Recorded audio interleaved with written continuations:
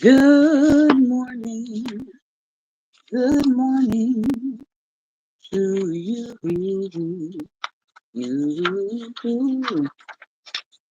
morning, good morning to you. Good morning, good morning. Won't you share with a friend or two? Good morning to you. Good morning, good morning, good morning to you. Good morning, good morning to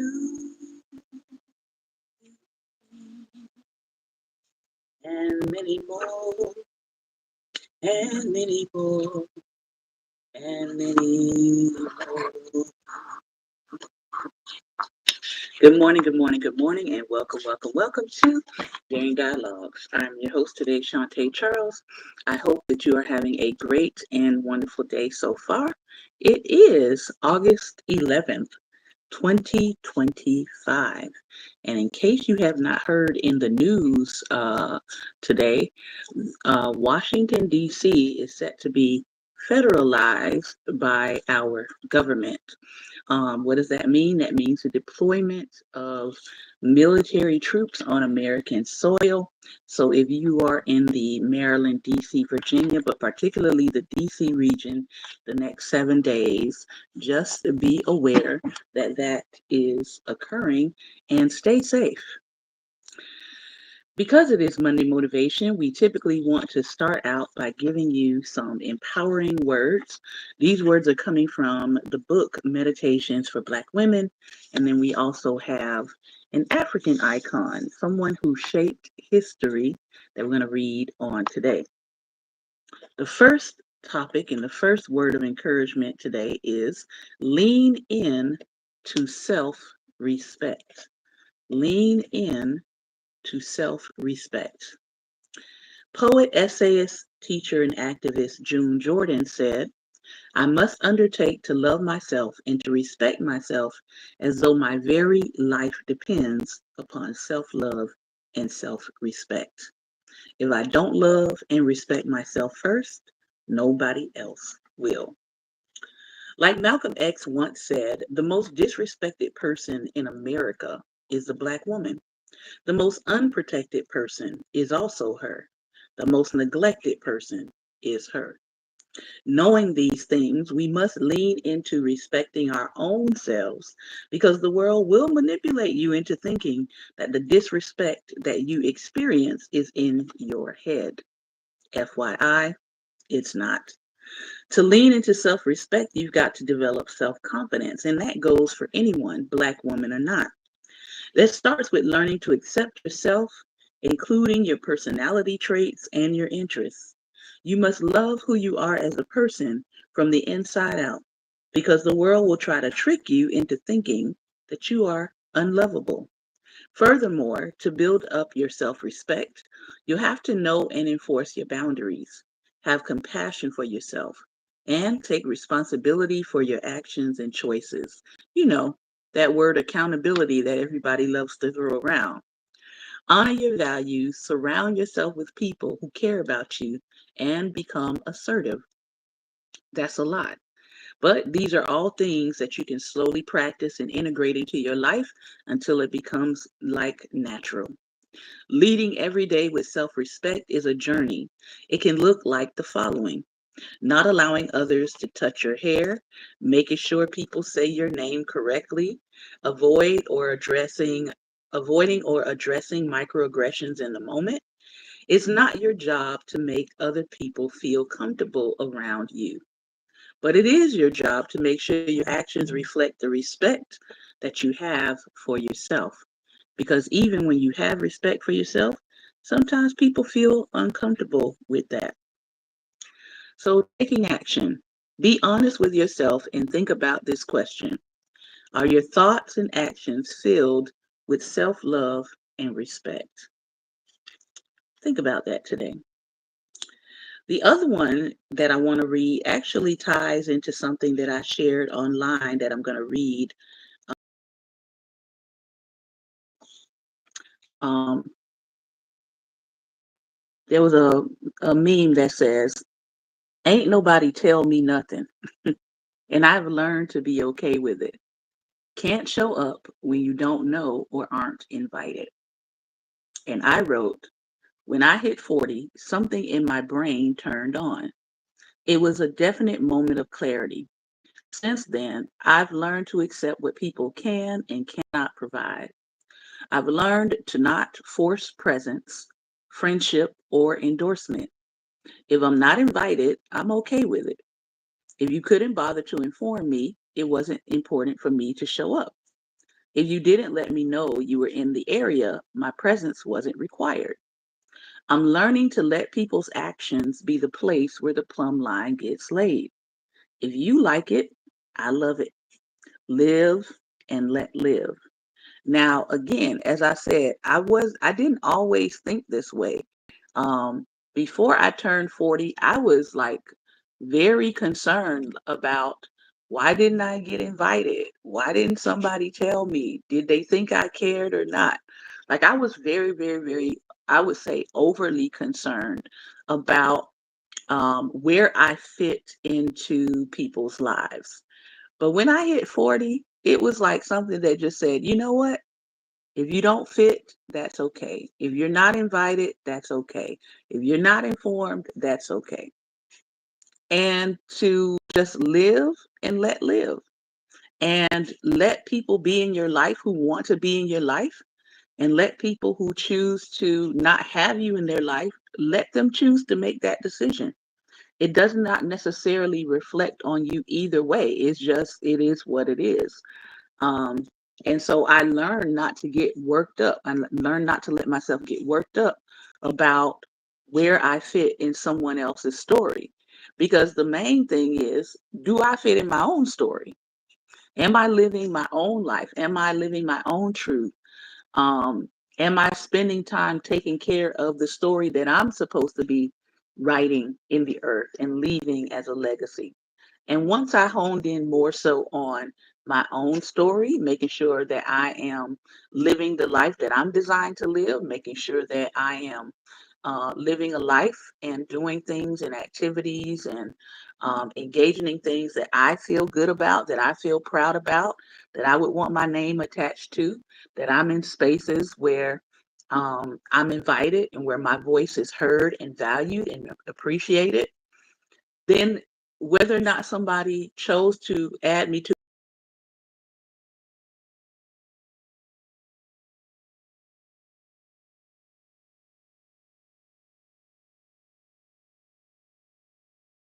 okay.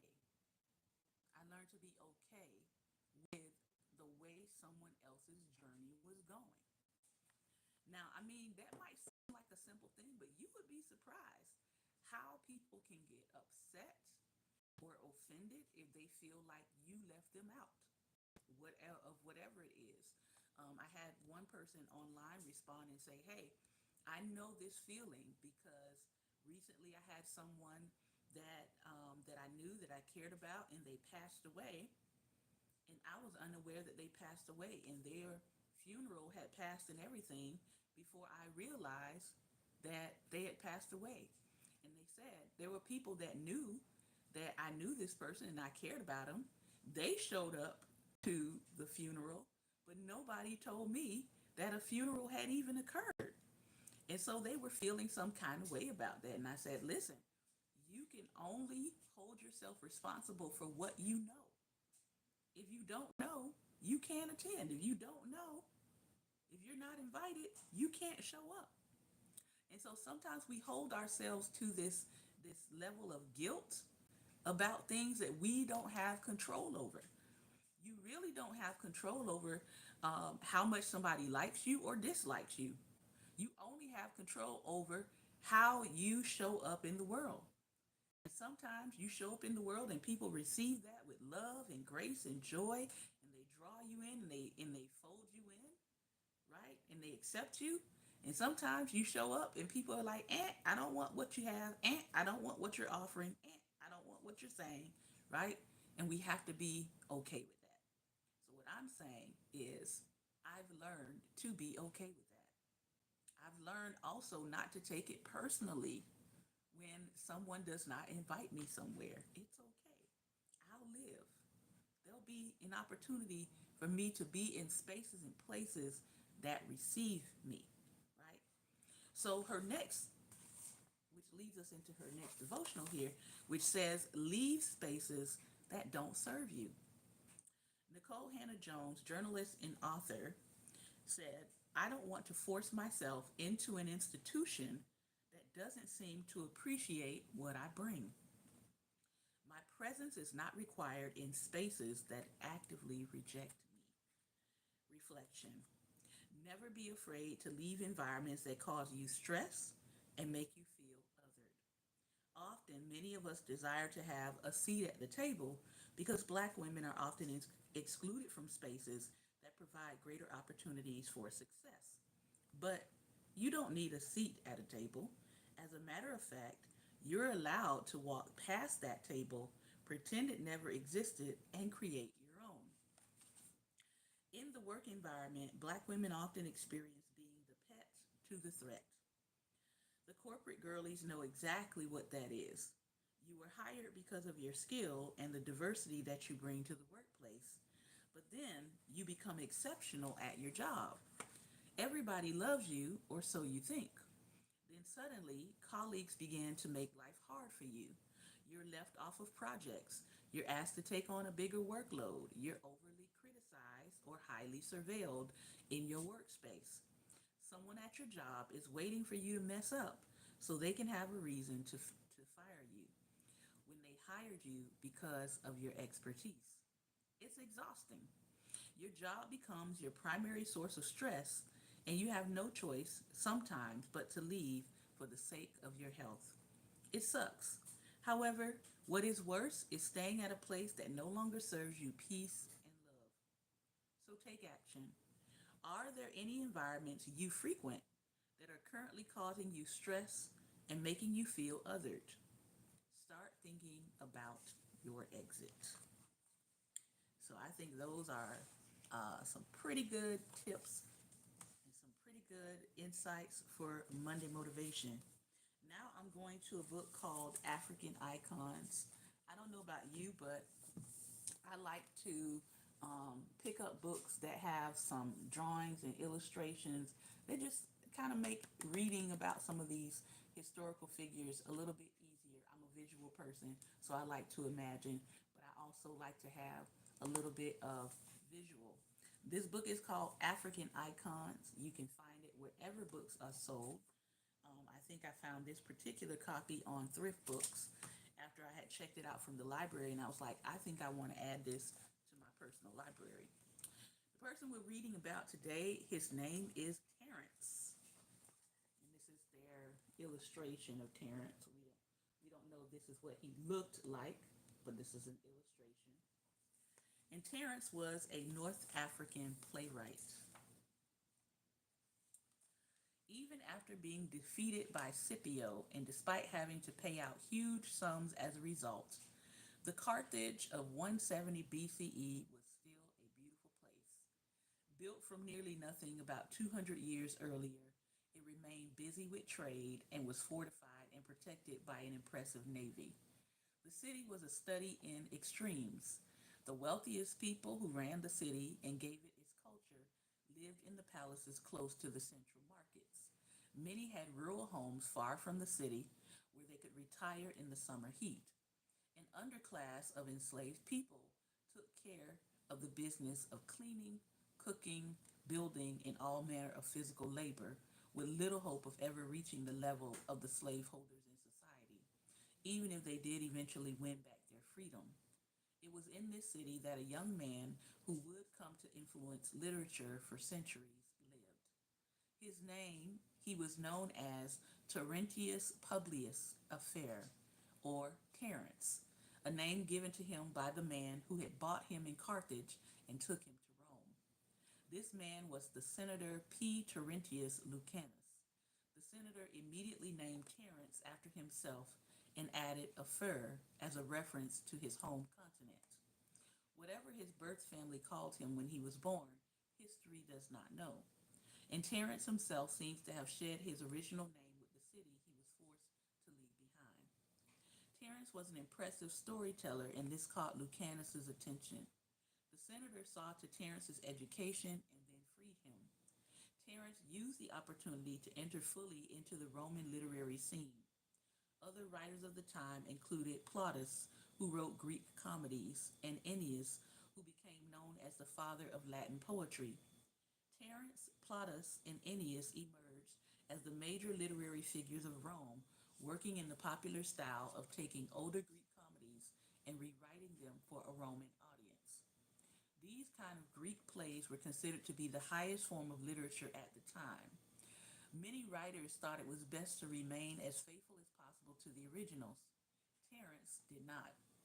He eliminated lengthy opening speeches that explained the whole plot so that when the audience was watching, the events and twists would be unexpected and more exciting.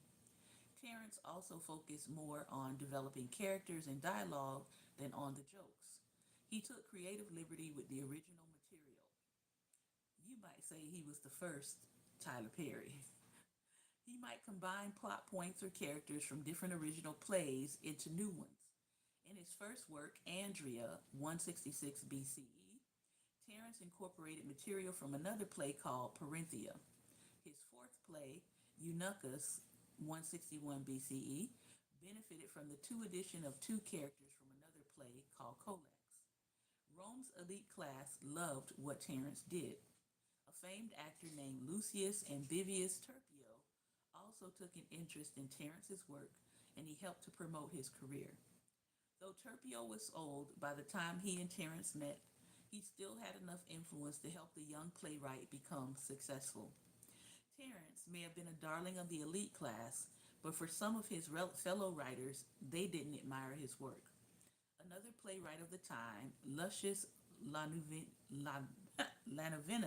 started a campaign against Terence, saying that his hybrid plays used lesser works that contaminated the Greek masterpieces.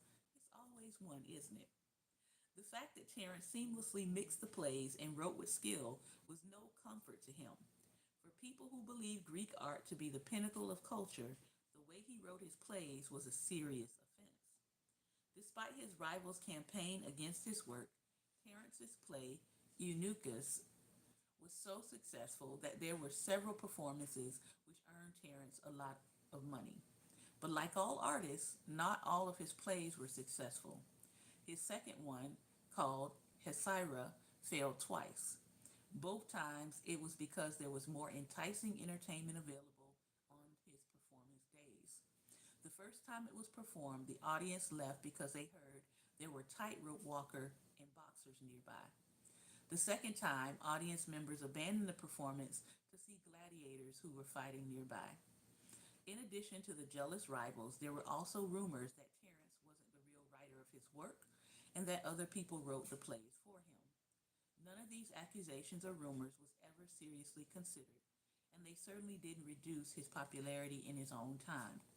In all, he wrote six plays between 166 and 160 BCE.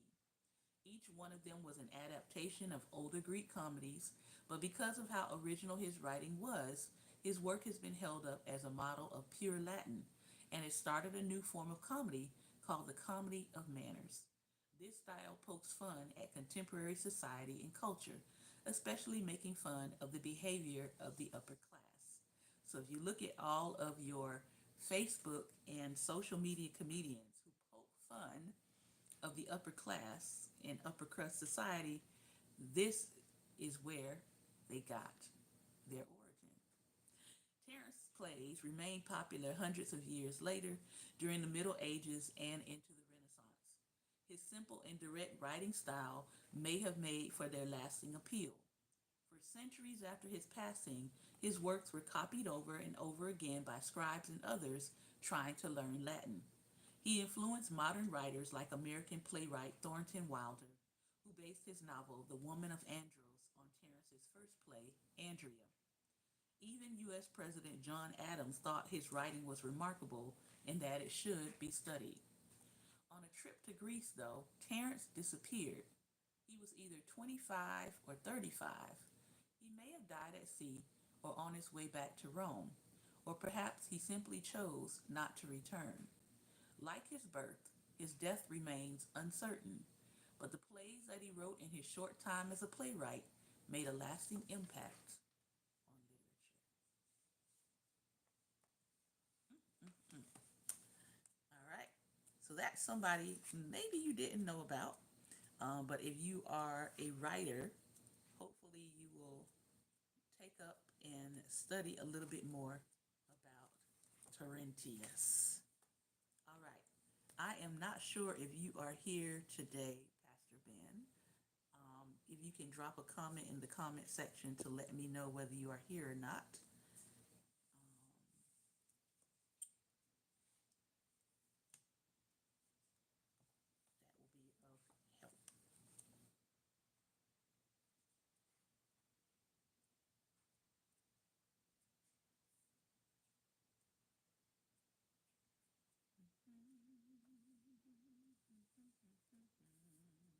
That will be of help.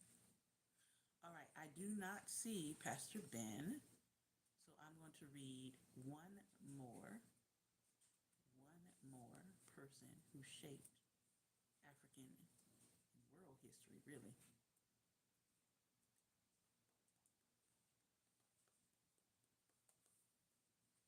All right, our next person and our final person for today is Tin Hinan, founding a city on the dunes. Tin Hinan's people thrived where others found only hardship. This nomadic group of Berbers, called the Tuaregs, had found a way to subsist.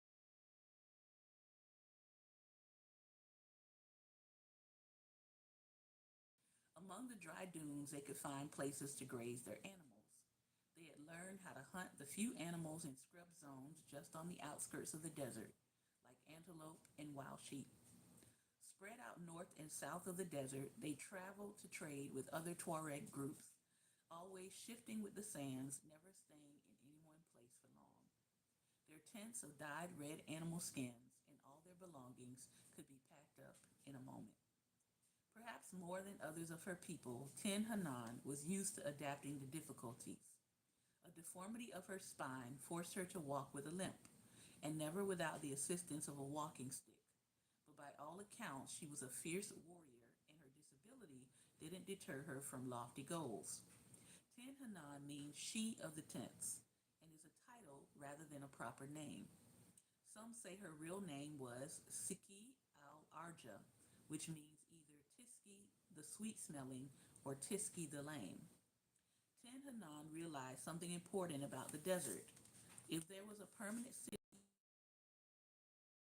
traveler crossing the dunes would stop there coming or going to seek food, shelter, rest, and protection, and to replenish their supplies.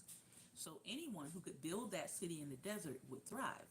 It was a crucial time. Iron and gold from sub-Saharan regions were being turned up in the soil at an astonishing rate. So too were vast deposits of salt. On the desert's edges were people wishing to make safe crossing so that they could engage in trade with far-flung nations. There is no record of what prompted Tin Hanan to search for a place to settle in the desert, nor what gave her the confidence to do so. We do know that she set out from Tiferet, which is now Morocco, beautifully decked out with jewels, the flowing garments of her people, a single white camel, and her servant Takamet at her side. They traveled southeast into the Sahara and came to the Hagar Mountains in modern-day Algeria, where she found an oasis. Oases are rare watering holes in the desert, places where animals and people can be refreshed and where a few scant plants will grow. The Tuareg were used to finding water in the desert, so this location may have already been known to her or others. And it may not have been the first oasis that she encountered on her trek. But something about it must have seemed to her the perfect spot to set up a city. She returned to her people and convinced many of them to follow her to the oasis, where they founded a city inside the Sahara. Ten Hannan became the first Tuareg queen, and she established a matrilineal society in which wealth passed down from mothers to daughters, and women owned the property. When couples married, the men moved into the homes of the women. Ten Hannan placed veils on the men, favored the colored the favorite bright blue of the Berbers. From puberty, men started covering their faces as a sign of respect to the women of their society, and they never took off their veils except in the presence of their wives. Women did not veil their faces, though they may have covered their hair for various religious reasons. The society Ten Hannan created had caste divisions, which likely survived in the caste divisions that still existed in the early 20th century. The top caste included nobles who saw themselves as a warrior class and claimed Ten Hannan as their ancestor. Next was the servant class that cared for the goats but could not own camels. Then the class of cultivators who lived permanently at the oasis. Teachers and artisans were each in their own separate classes beneath the nobles. Those who served the nobles were at the bottom. This peasant class of the Tuareg claimed they descended from Ten Hannan's servant, Takamet. Ten Hannan's influence stretched further than the trek she made into the desert to set up an oasis city. To this day, the Tuareg people, who still live in North and West African countries, revere women more than most societies from the continent.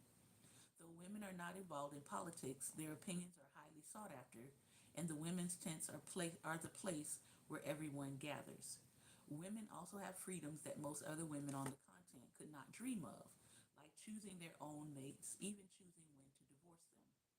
When marriages end, the woman retains the children, the tents, all domestic animals, and communal goods. The men leave empty handed, perhaps with only a camel to transport them back to their mother's house. It is the stuff of legend. A disabled woman on the fourth century walking into a desert, founding a city, and becoming a queen. Why isn't this a movie? Centuries later, historians thought she was just that, an incredible legend, until her grave was found in 1925. The tomb itself was a surprise. The building was Roman and was from about 19 BCE, when the Romans had begun their first forays into the desert, looking for a way through. They failed and abandoned the forts they had built, but the woman who triumphed over the desert was laid to rest in one of their structures. Ten Hannan lay underground in one of the rooms, buried under 9 stone slabs. Her bones were placed on a wooden platform, her legs crossed, her head tilted to the side. She was covered with a red leather cloak, which had either mostly rotted away in the desert heat or become food for the many scorpions that scurried into the shadows when her tomb once again saw the light.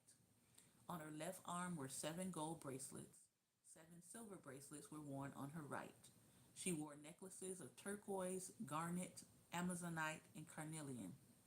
Pottery jars surrounding her had been filled with grapes and dates, reminding her on her last journey. There was even a Roman coin of Constantine the First. It was a burial befitting a queen, one whose incredible daring helped to establish a city in the desert, right at the time when people needed safe haven to establish routes of trade. Ten Hannan's entrance into the Sahara came just before the Tuaregs' trans-Saharan trade route became popular. This new trade route made it possible for people from all parts of the continent and across the world to exchange ideas, goods, and resources, all led by the Tuareg, who became wealthy and powerful as they controlled the paths of trade. Regular crossings over the desert began in the 5th century CE, just after Ten Hannan made her way through the desert sands and established a city. Sahara crossings would soon become the most important byway of commerce in the world. It fortified the Tuareg and solidified them as a powerful presence in North Africa, and it aided in the rise of Ghana, a new kingdom poised to grow mighty because of all the gold its people found within its borders. And again, why isn't that a movie? Because I would rather see that movie than some of the stuff I've seen. All right. I hope that I have said something or read something today that encouraged you to, number one, be yourself. Number two, think outside the box. I mean, look at Terence, way back in Carthage, thinking outside the box, taking a little here, taking a little there, putting together and piecing together new works, right? Think about Ten Hanan. In our day, people wouldn't have expected her to necessarily found a city, right? People tend to look at those of us who may not have uh, the normal or able-bodied ability. Sometimes we tend to kind of pull back on our expectations, but thankfully she didn't see it as something to make her pull back on her expectations. She found a way. She founded a city.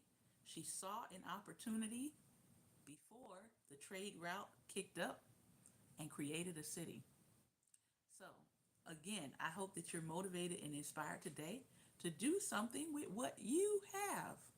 Take around you. What's in your hands? What's in your brain? What are you capable of doing today? And are you going to let somebody stop you? Are you going to let the naysayers stop you? Or are you going to get to it? I hope that you will. This has been another episode of Daring Dialogues, and I've been your host today, Shantae Charles. Remember, light is the most daring opposition to darkness, so continue to go out and be light. Put it in action. Take care, and God bless.